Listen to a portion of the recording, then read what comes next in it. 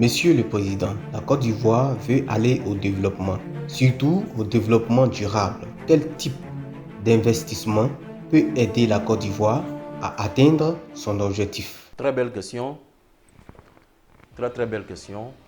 Et pour aller au développement, comme on le dit, il faut avoir un financement. Et vous faites bien de parler de l'investissement. Mais les Ivoiriens doivent savoir qu'il y a plusieurs sortes d'investissements. Parmi ces différents types d'investissements, il y en a qui sont favorables pour un développement durable. Par contre, d'autres hypothèquent le développement durable que nous souhaitons. Alors, je m'en vais vous citer les différentes sortes d'investissements qui existent pour un État. Vous avez ce qu'on appelle l'APD. L'APD, c'est l'aide publique au développement. Souvent, vous entendez à la télévision, ah, tel pays a offert, on a don de.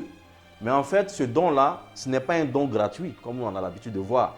Nous, quand on fait un don, c'est cadeau, comme on le dit dans le jargon ivoirien. Mais le don ici, quand une institution fait un don à un État, c'est un prêt à un taux très réduit. Et ces dons sont toujours liés à des conditionnalités, on va dire, un peu économiques ou politiques ou diplomatiques entre les États. Alors, l'APD tel que défini, on a toujours reçu l'APD depuis 1960 jusqu'à aujourd'hui. Si on devait se développer, on serait déjà développé. Ce qui n'est pas le cas. Donc, vous avez votre conclusion.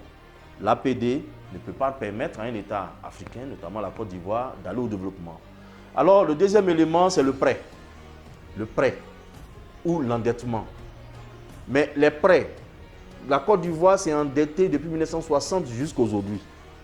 Au point où, aujourd'hui encore, nous avons 15 000 milliards après le PPTE.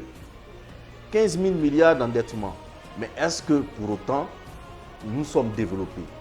Non, nous ne sommes pas développés. Parce que l'endettement dont il s'agit constitue une épée que vous remettez entre les mains de celui qui vous prête de l'argent pour dicter ses lois dans votre nation. Voilà.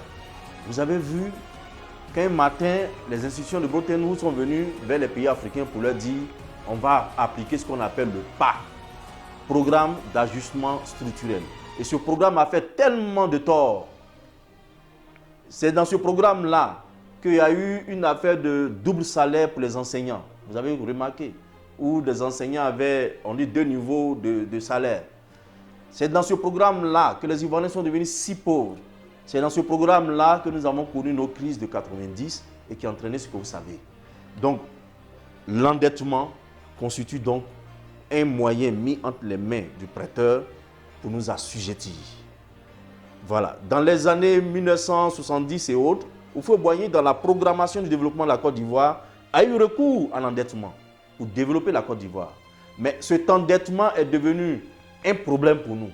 Dès l'instant où nos matières premières que nous vendons ont connu la crise des matières premières, les prix sont tombés et on n'arrivait pas à rembourser correctement comme il fallait, nous avons connu ce qu'on appelle l'ajustement structurel. Alors, pour me résumer, l'endettement comme moyen pour développer de façon durable une nation, moi je dis non, parce que ce n'est pas la solution. D'ailleurs, aujourd'hui, la Côte d'Ivoire nous s'est endettée à nouveau à 15 000 milliards. Quand on regarde la Côte d'Ivoire, on dit on voit route, on voit ceci. Mais est-ce que nous sommes développés? Est-ce que nous avons le développement durable qu'on souhaite? Non. Bien. Alors, il y a quel autre type d'investissement qu'il y a? Il y a l'investissement qu'on appelle l'épargne nationale. L'épargne nationale, c'est l'agrégat, c'est-à-dire la somme de l'épargne des uns et des autres. C'est-à-dire vous-même, votre épargne que vous réussissez à faire, et puis pour moi. Mais, aujourd'hui, en Côte d'Ivoire, comme le dit la BAD, nous sommes à 70 à 90% au chômage. Les jeunes actifs, diplômés, qui doivent travailler, sont sous-employés. Alors, ils n'ont pas suffisamment d'argent pour en épargner. Comment vous allez compter sur l'épargne nationale pour développer la nation? Ça ne passe pas. Ça ne passe pas, c'est encore difficile.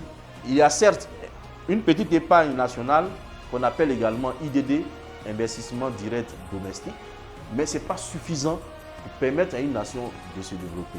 Alors, qu'est-ce qui reste encore? Il y a ce qu'on appelle l'IDE, investissement direct étranger. Cet investissement-là, il est bon. C'est l'épargne nationale des pays étrangers, des autres pays, qui vient directement investir dans nos projets. Ça, c'est très bon. Parce qu'il investit dans un pays dans un projet et donc n'endette pas le pays.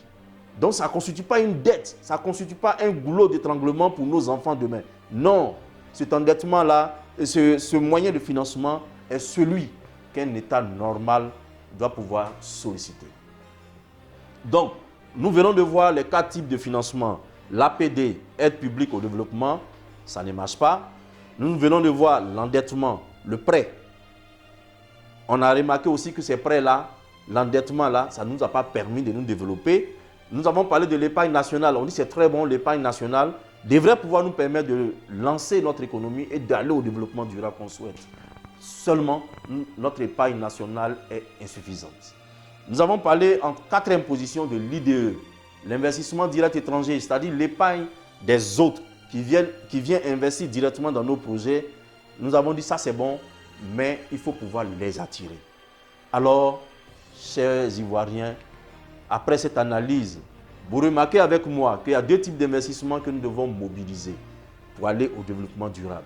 Un, l'investissement direct domestique, l'IDD, qu'on appelle aussi l'épargne nationale.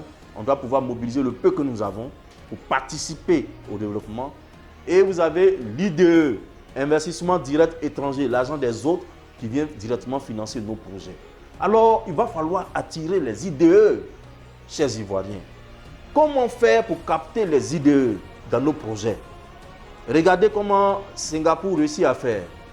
Eux qui reçoivent près de 163 fois d'IDE que la Côte d'Ivoire. C'est-à-dire, en une année, les investissements directs étrangers que reçoit le petit pays, petit État de 700 km² qu'on appelle Singapour, tout l'IDE qu'eux reçoivent là, c'est 163 fois celui que nous, en Côte d'Ivoire, nous recevons.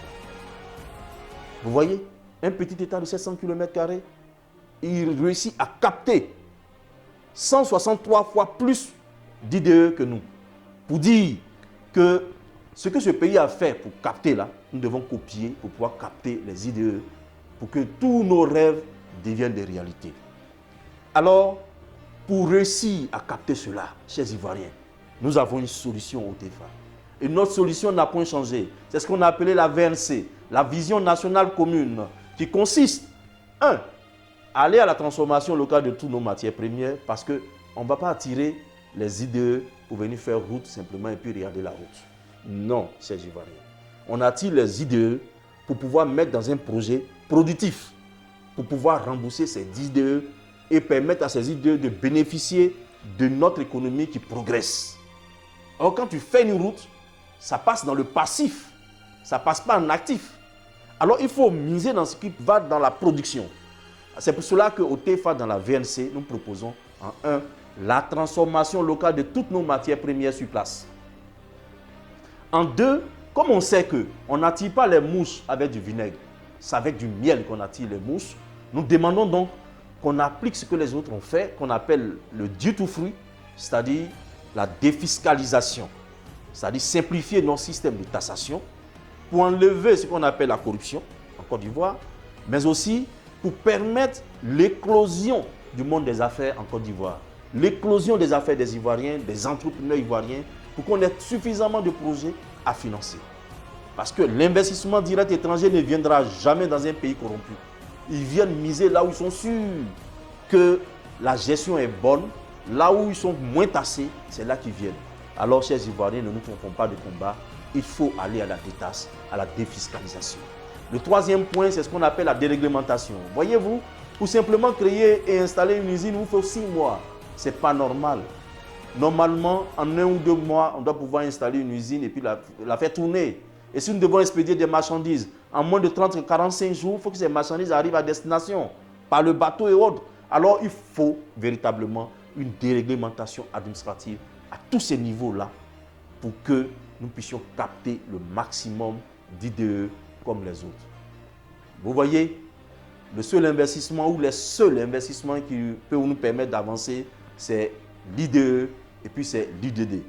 Mais pour les mobiliser, ces investissements-là, il faut passer par la VNC qui parle de transformer nos matières premières, qui parle également d'aller à la détaxe et qui parle d'aller à la déréglementation. Vous aurez des champions entrepreneurs ivoiriens quand la fiscalité va servir la cause de l'entrepreneuriat. Merci.